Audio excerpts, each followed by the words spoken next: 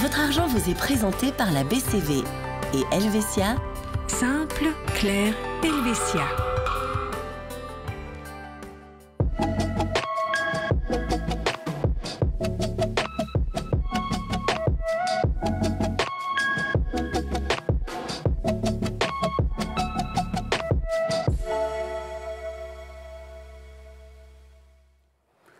Bonsoir à tous, bienvenue dans Spécial PME. On évoque ce soir une assurance incontournable pour les entreprises, la responsabilité civile. Avant d'en discuter avec notre expert, je vous propose de nous rendre dans la Riviera et dans le Chablais avec la carrosserie CarPoint.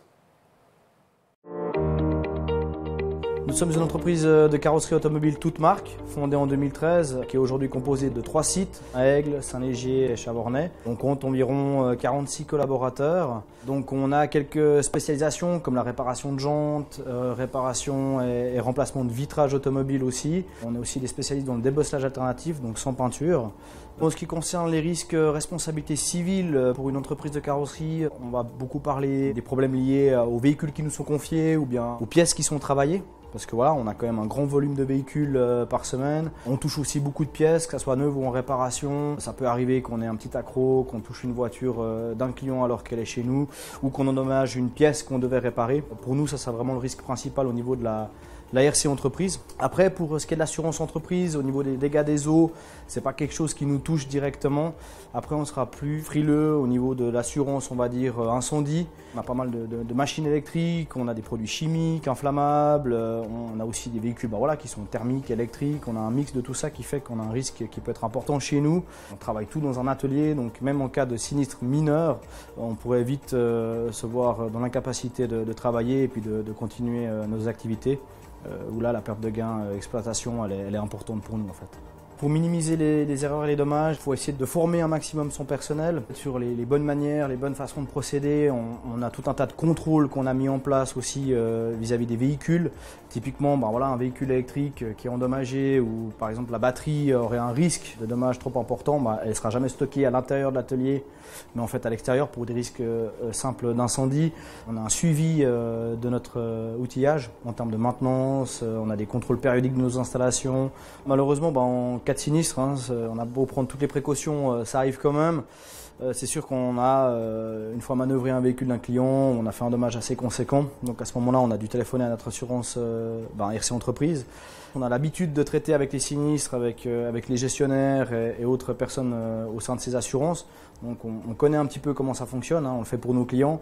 J'ai vraiment eu malheureusement des bonnes expériences au niveau du traitement de ces sinistres, de par la réactivité ou le paiement de la facture. Donc ça s'est toujours très bien passé.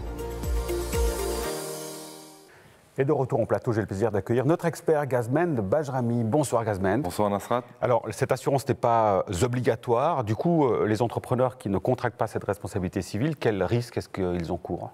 Alors, effectivement, vous dites bien, elle n'est pas obligatoire. Le risque pour ces entreprises, c'est d'assumer financièrement tout dommage corporel ou matériel que l'entreprise pourrait faire à des tiers. Donc, bien entendu, pourquoi on fait cette RC? C'est simplement afin de pouvoir se démunir et départir de cette obligation. Se prémunir, oui. Prémunir, voilà, oui. Tout à fait. Donc, on comprend bien l'importance. Ceci dit, une demande de dommages et intérêts n'est pas toujours justifiée, loin de là. Comment est-ce qu'on se protège au-delà de l'assurance responsabilité civile? Alors, ce qu'il faut savoir, c'est que déjà dans une responsabilité civile, vous avez une protection juridique dite passive. Donc l'assureur va se défendre contre toutes les prétentions qui pourraient lui être demandées au travers d'une erreur que vous auriez créée en tant qu'entreprise ou pas. Attention, elle ne remplacera jamais une protection juridique standard, tout simplement que celle-ci va intervenir pour tous les autres cas qui ne sont pas liés à votre responsabilité civile d'entreprise. Alors quand on parle de responsabilité civile, j'imagine qu'il y a parfois de très grosses différences selon le secteur d'activité dans lequel on évolue. Oui, et c'est aujourd'hui le problème numéro 1 qu'on a, c'est de bien différencier les secteurs d'activité. Prenons un exemple, une entreprise aujourd'hui de construction générale va faire des travaux de sanitaire, de peinture, de carrelage. Il faut bien différencier quel est son secteur d'activité principal. Si elle fait 100% de carrelage, il faudra faire une responsabilité civile carrelage. Autrement, il n'est pas impossible d'en faire plusieurs pour la même entreprise en fonction des secteurs d'activité. D'où l'importance, on le comprend aussi, de faire le point pour bien comprendre dans quelle activité, selon l'assurance, on est considéré évoluer. Bon, et puis de manière générale, Gazmen, à quoi une PME doit faire attention si elle est confrontée à un sinistre? Alors, la première chose et le conseil que je donne, c'est d'avertir directement le service des sinistres de l'assurance concernée, tout simplement pour que les choses soient faites rapidement et qu'une prise en charge du sinistre soit aussi rapide que possible. Également, ne jamais s'avancer sur sa responsabilité auprès de la personne lésée, ne pas dire que c'est vous qui êtes responsable, laissez l'assurance intervenir. Laissez les pros faire leur travail. Voilà, et puis surtout ne pas verser d'argent d'avance ou signer un acte qui dit que vous êtes responsable de ce sinistre. Bon, ça paraît d'aller dans le... Enfin, c'est du bon sens ce que vous nous dites. Ça veut dire que certains entrepreneurs prennent... Il peut arriver exactement que certaines nouvelles entreprises qui arrivent fraîchement dans le domaine ne connaissent pas toutes les procédures nécessaires et qui seraient d'accord de signer ce genre de documents. Merci beaucoup pour vos explications, Gazmen Bajrami. Merci à vous pour votre fidélité. On se retrouve très vite pour un nouveau numéro. Bonne suite de programme sur la télé. Ciao.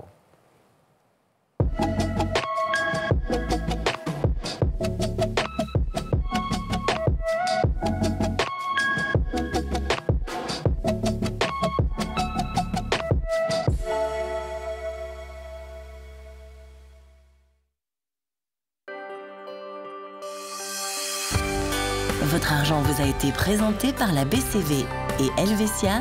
Simple, clair, Helvetia.